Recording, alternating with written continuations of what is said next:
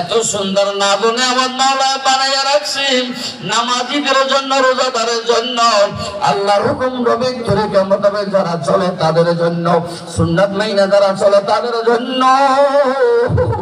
রাত্র জেগে জেগে তাহাজ্জুদ নামাজ পড়ে চোখের পানি ফালায় মাওলাকে ডাক দেয় আর মাওলার কাছে মনের আকুতি বিনতি ফরিয়াদ করে।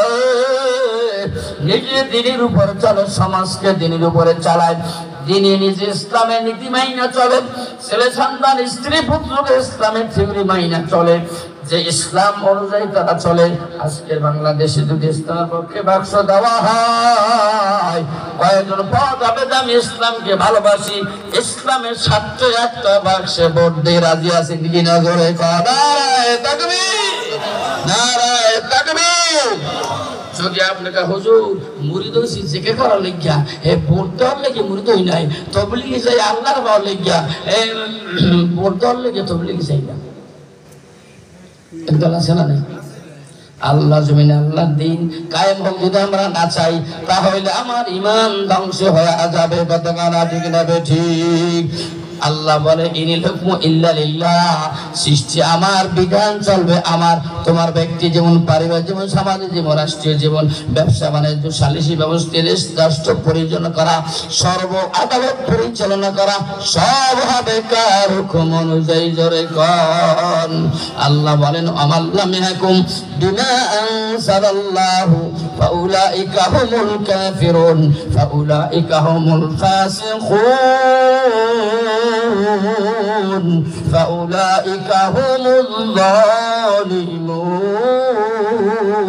যারা আল্লাহর দেয়া বিধান অনুযায়ী সমাজকে পরিচালনা করে না, আল্লাহ বলেন তারা কাফের, তারা জালেম, তারা ফাসিক। কথা বলে ঠিক না ঠিক?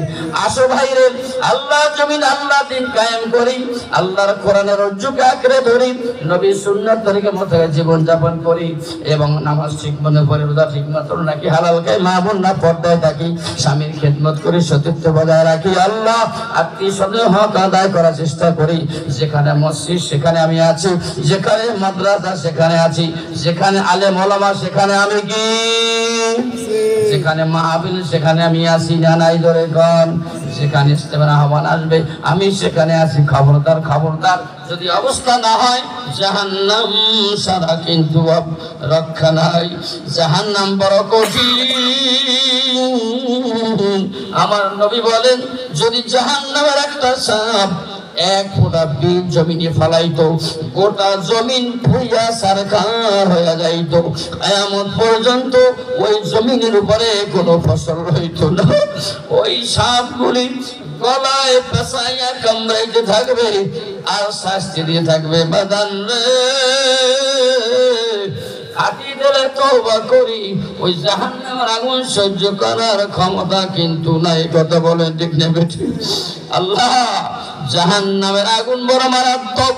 আল্লাহ বলেন নারুল্লাহিল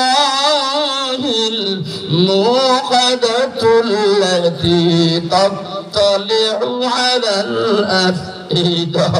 দুনিয়ার আগুন হাতে লাগলে হাত পুড়িয়ে যায়, পাও লাগলে পাও পুড়িয়ে যায়।